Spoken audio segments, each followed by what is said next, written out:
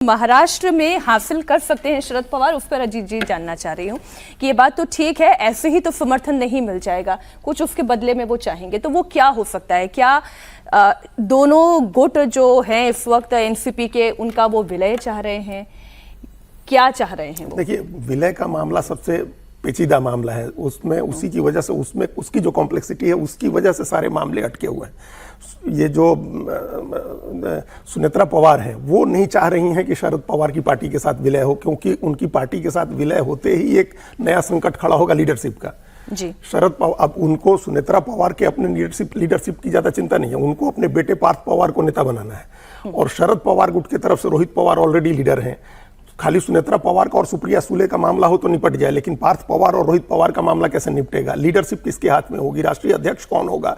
उप मुख्यमंत्री सुनेत्रा पवार रहेंगी तो राष्ट्रीय अध्यक्ष शरद पवार गुट का होगा। तो ये जो तमाम इशूज, और सुनेत्रा पवार के पार्टी के अंदर की अपनी कंट्रोवर्सी है, प्रफुल्ल पटेल, सुनील तटकरे और छगन भुजबल, गैर मराठा जो लीडर्स हैं, तो ये असली मामला वहां अटका हुआ है।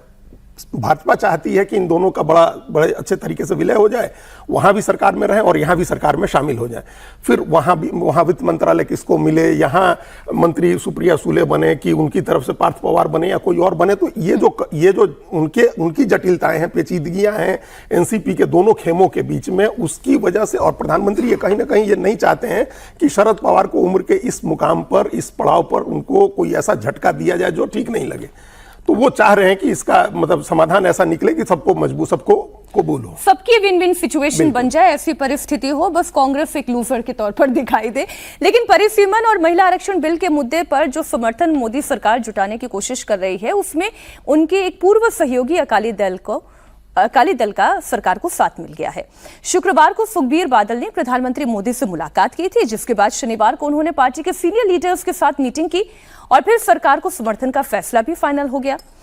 जब अप्रैल में यह बिल संसद में पेश हुआ था तो अकाली दल ने इस बिल का विरोध किया था, बिल को पंजाब के साथ धोखा भी करार दिया था और अब अकाली दल सरकार के साथ खड़ी है, जिसके बाद पंजाब विधानसभा चुनाव से पहले बीजेपी और अकाली दल के बीच गठबंधन की भी अटकलें अनंत जी तेज हो गई हैं।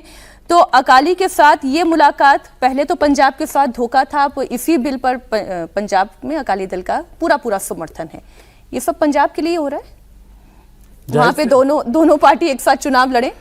देखिए, ये जब बादल जूनियर, अब तो खैर बादल ही यही बचे हैं, तो सुखबीर बादल की जब प्रधानमंत्री से मुलाकात हुई तो उसके रिपल्स इफेक्ट दिल्ली में भी महसूस किया गया।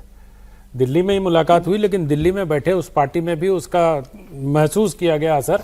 और मुझे लगता है कि ये एक सांसद हैं उनके पास, हरसिमरत हैं शायद उनकी, तो एक ही इकलौती सांसद हैं, तो उससे बहुत ज़्यादा अंतर यहाँ नहीं पड़ेगा। ये जो मुलाकात हुई है, ये अब मैं और हर्षवर्धन जी अभी यही बात कर रहे थे, अब मैं कह दूंगा तो शायद इनको मौका नहीं मिलेगा, लेकिन मैं कह देता हूँ क्योंकि अभी प्रधानमंत्री निरंतर सक्रिय हो गए हैं।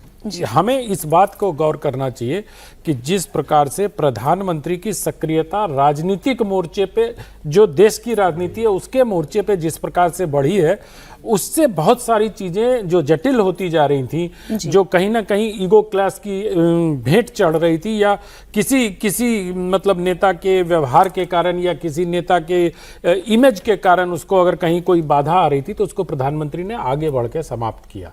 प्रधानमंत्री सुखबीर बादल को अपने पास बुलाते हैं, प्रधानमंत्री से उनकी मुलाकात होती है और अचानक भारतीय जनता पार्टी और सुखबीर बादल के एक आसन्न गठबंधन को देखते हुए पंजाब की राजनीति एकदम से पलट जाती है। अभी पंजाब की राजनीति में हालांकि बहुत चुनौतियां, चैलेंजेस कांग्रेस पार्टी को चन्नी से लेके बहुत सारे वहां बहुत चुनौतियां उस पार्टी में हैं, बावजूद इसके माना जा रहा था कि कांग्रेस पार्टी और आम आदमी पार्टी में वहां टक्कर होने जा रही है। लेकिन अगर ये दोनों मिल जाते हैं तो फिर मुझे लगता है कि पंजाब में अब मुकाबला फिर भारतीय जनता पार्टी और दूसरे किसी पार्टी में होगा। अब वो कांग्रेस भी हो सकती है, आम आदमी पार्टी भी हो सकती है। तो इन सारी चीजों को देखते हुए मुझे इस मुलाकात का विधानसभा चुनाव पर ज्यादा बातचीत दिखाई देती है। ये तो एक सांसद की परिसीमन पर एक सांसद हैं, वो आ भी जाएंगी तो बहुत फर्क नहीं पड़ेगा। हालांकि परिसीमन को लेकर एक वोट मायने रख रहा है, लेकिन प्रधानमंत्री की सक्रियता जिस तरह से इन दिनों बढ़ी है, खास तौर से जंतर मंतर के आंदोलन के बाद उनके निर्णय जिस प्रकार से सामने आ रहे हैं, या जिस प्रकार प्रकार से उन्होंने अपने भाषण की शब्दावली में बदलाव किया। अगर कल आप IIT का उनका भाषण देखें तो बहुत सारी चीजें ऐसे देखने पर लग रहा है कि प्रधानमंत्री ने अब डायरेक्ट कमान संभाल ली है। अपने आप को जो थोड़ा नेपथ्य में रख के वो काम कर रहे थे, अब फिर से वो फ्रंट फुट पे आ गए और 29 तक इसी प्रकार की राजनीति हमें दिखाई देगी। जो सीखेगा वो जीतेगा। और हर्षवर्धन जी, वो तो वैसे भी कहते हैं ना कि हर एक फ्रेंड जरूरी होता है, तो ये फ्रेंड पंजाब में जरूरी है? नहीं, मुझे लगता है कि पंजाब के लिए सब कुछ है, ये कहना थोड़ा कम ठीक मैं मानता हूँ। ये भाजपा के लिए और अकाली दल के लिए बड़ा जरूरी है। अगर ये दोनों साथ नहीं आएंगे तो दोनों शून्य हो जाएंगे। ये सीधे सीधे अपने राजनीतिक स्वार्थ का मसला है। पंजाब के लिए तो भाई कोई न कोई पार्टी आएगी, कोई न कोई काम करेगी, और ऐसा तो है नहीं कि भाजपा अकाली साथ नहीं रहे थे। कांग्रेस भी साथ सरकार बना ही चुकी है, आम आदमी पार्टी की भी सरकार बन गई। सवाल ये कि क्या पंजाब में आम आदमी पार्टी जिन उम्मीदों को लेकर आई थी कुछ हुआ? तो नतीजा आता है सिफर जी। जो कहते थे कि दाना दाना मैं गेहूं खरीद लूंगा, वो भगवंत मान किसानों पर लाठी चलवा रहे हैं, वो भगवंत मान अप्रेंटिस वालों पर लाठी चलवा रहे हैं।